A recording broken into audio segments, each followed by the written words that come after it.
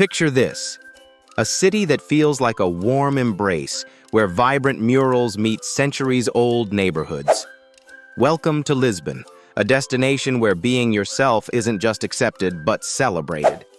Start your day at LX Factory, a reclaimed warehouse paradise. Here, local artisans and LGBTQ-owned shops offer one-of-a-kind treasures. Hungry? Don't miss Time Out Market's inclusive foodie haven. Now, imagine walking through Alfama's cobblestoned charm, its sunset-bathing pastel buildings.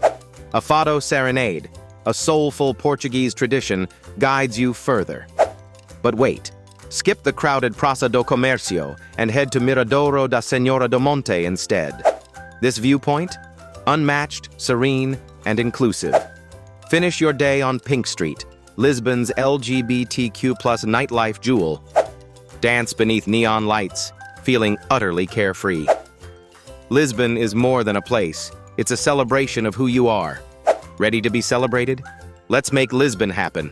Travel where you're celebrated.